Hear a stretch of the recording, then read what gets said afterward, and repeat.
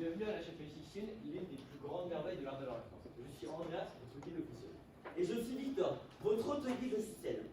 Nous sommes ici pour vous faire découvrir les secrets et les histoires de la chapelle, et pour vous en apprendre davantage sur l'homme qui a réalisé ce magnifique chef-d'œuvre. Avant de commencer la visite, on tient à vous rappeler d'éteindre vos téléphones portables et pas déranger les autres groupes qui vont être présents. Également, aucun cliché ne sera autorisé pendant la visite, ni soit chaussette, ni pour entrer en place. Et veillez à ne pas déranger le groupe pour pas que nous soyons perdus. Vous demandez juste si vous communiquez entre vous, de chuchoter, pas de parler, pour le plaisir de vous. Voici l'intérieur de la chapelle Sixtine, plein de couleurs, n'est-ce pas magnifique? Et la machine que vous allez voir ici, c'est l'un des plus grands peintres de la Renaissance. Si je puis même me permettre, pour moi, le peintre de la Renaissance, Michelangelo. Et là, nous pouvons voir... Ah, c'est bloqué, qu'est-ce qui se passe? Attends, je suis en train de... Voilà. Je tiens un peu sans vous bloquer. Voilà, là c'est plus simple. Là, si je tiens un peu comme ça va pas le faire. Et là, normalement, si je tourne un peu, voilà. C'est mieux comme ça. C'est parfait, incroyable. Bonjour, je m'appelle Louis et je serai très heureux de vous accompagner durant cette visite. Bienvenue, Louis, nous sommes ravis de vous avoir avec nous. N'ayez pas peur, venez nous joindre au groupe. Vous faites erreur, je ne suis pas là pour visiter, mais pour les faire visiter. Attendez, je vous suis pas. Comment ça qu'on fait la chapelle à notre groupe? Pas plutôt déranger quelqu'un d'autre. On a des clients qui ont payé pour voir des trucs. Je pense que vous n'avez pas dû me reconnaître. Alors, laissez-moi me présenter. Je suis le neveu éloigné de Mickey. Mon arrière-grand-tante a tout de même épousé son plus proche ami. Alors j'insiste. Laissez-moi faire la visite. Ça justifie toujours rien. Sortez immédiatement ou j'appelle la sécurité et je vous garantis que ça va chauffer. Ça ne servira à rien. Les guides, gardes et vendeurs ici sont employés par ma personne. Mais je reconnais. Pardon? Vous en avez pris du temps. Qu'est-ce qu'il a pris d'embaucher deux nigauds pareils? Mais bon, maintenant que vous êtes là, vous allez m'assister durant cette visite. Laissez-moi juste sortir les autres visiteurs afin que nos clients puissent réellement profiter de ce moment. Donc pendant que Louis va Messieurs, dames, présenter quelques veuillez minutes, sortir s'il vous plaît. pour vous, quand on dit la chapelle Sixtine, qu'est-ce qui vous vient à la tête? Qu'est-ce que ça vous évoque?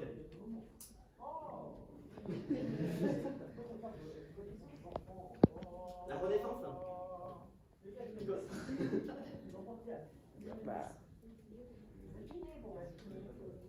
Oui, tiens. Son plafond. Le plafond, oui, bah oui, exactement.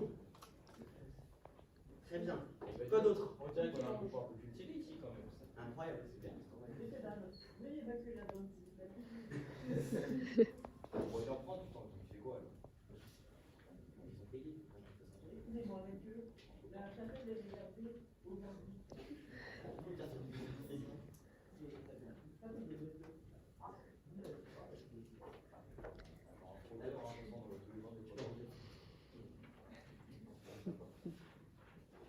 C'est tout bon.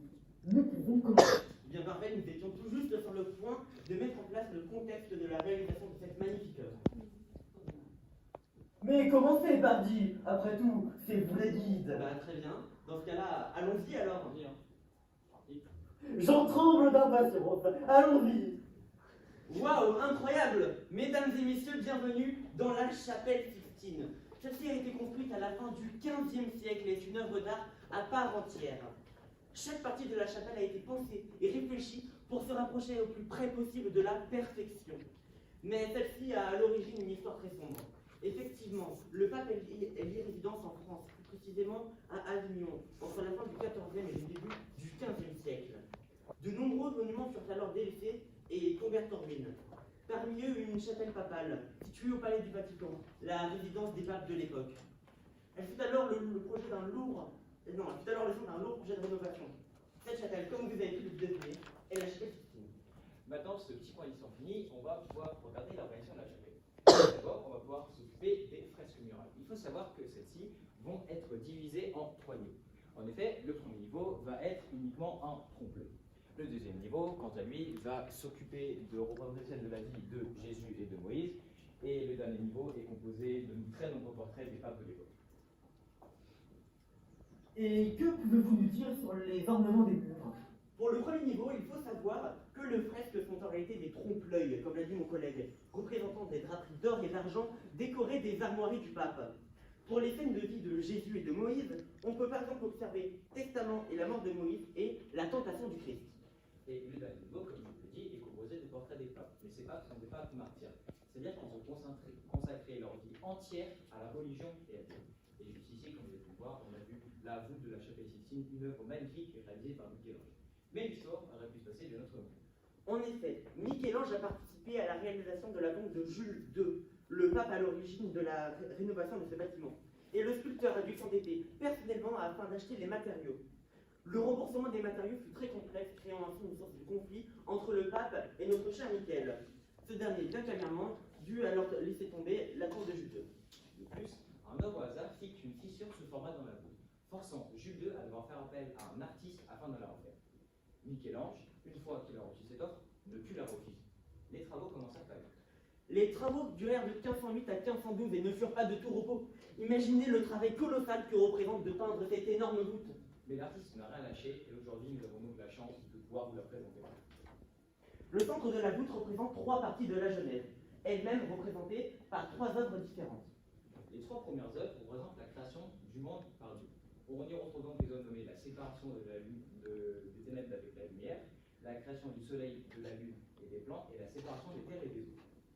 Les œuvres suivantes montrent la création d'Adam et Ève, le premier homme et la première femme, ainsi que leur expulsion du jardin d'Éden.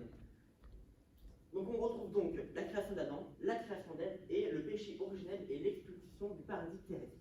Les 3 dernières œuvres montrent le sort qui attend l'homme après l'expulsion d'Adam et Ève du paradis terrestre, également appelé la chute.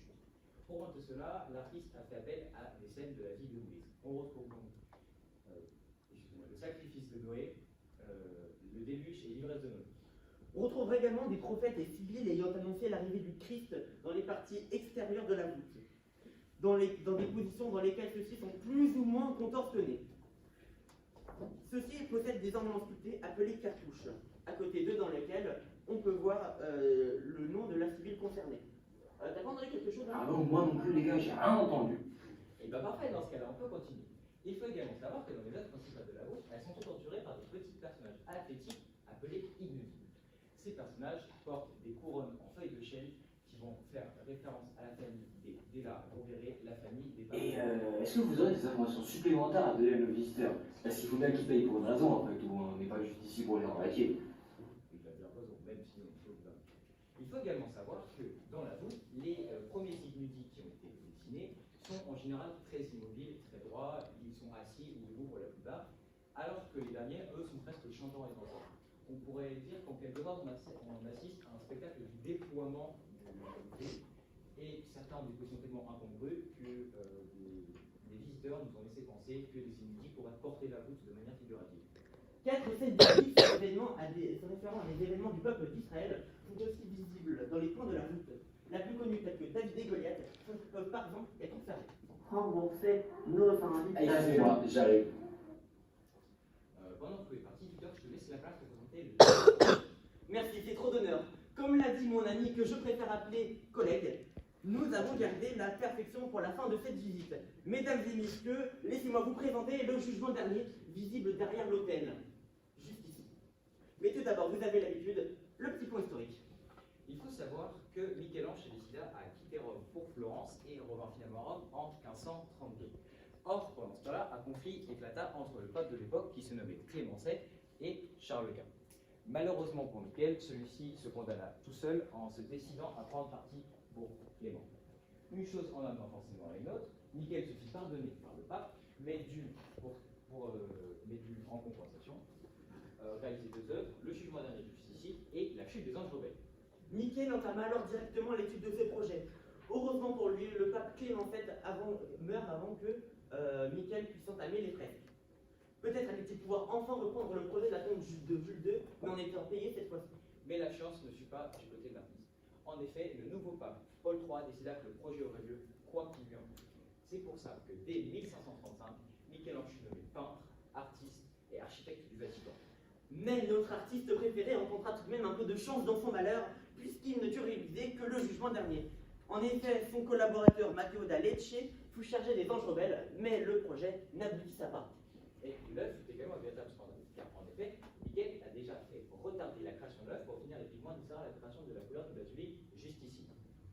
Donc, en plus, les quelques 400 personnages sont tous représentés nus, y compris le Christ.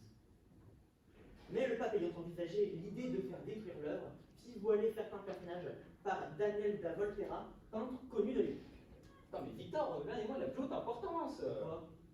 Les tapisseries. Quelle tapisserie? Sérieux, là. Ah oui, ces tapisseries. Excusez-nous pour ces contretemps. Avant de finir cette visite, nous avons une dernière information à vous communiquer. Les tapisseries furent réalisées afin que lors des cérémonies importantes, des scènes des évangiles et des actes des apôtres soient représentées. Oui, c'est celles qui sont représentées par Peter Van Hess. Et selon des dessins théologiques de Raphaël. Maintenant, tu ne pourras plus parler. Bougre d'andouille. Qu'est-ce qui se passe? J'ai enfin retrouvé ma place. Voilà. Fantastique. Et vous n'avez rien entendu. Bougre d'âne, bougre d'idiot. Et que mon personnel, que je paye au passage plusieurs milliers de florins tous les mois, ne remarque même pas mon absence. Je me suis fait kidnapper par une bande de villes scélérats, et non pas des céleris parce que c'est différent. Je me sens offusqué. Que dis-je, je suis de la peine pour ces devoirs que vous voulez. La décision est prise. Victor, Andreas, je m'en vais. Bah, mieux, patron. Adieu. Je vais rejoindre mon arrière-oncle. Au revoir. Mon cher arrière-grand-oncle. C'est bon, je veux bien vous rejoindre dès à présent. Merci d'avoir laissé à moi et à ces deux digots une telle œuvre et un tel plafond. Je n'entends plus rien, la lumière me m'entoure. Bah, ah oui, il est parti. Et au revoir, patron. On se reverra à la Moulin et les hommes de Formoca. Bah, comme nous le disions, cette visite est finie. Si vous souhaitez acheter des souvenirs, vous pourrez trouver une boutique à la sortie. Des clichés de la chapelle sont également disponibles sur notre site gratuitement. Entrez juste votre code de visite et vous devriez pouvoir y accéder. Merci pour votre participation.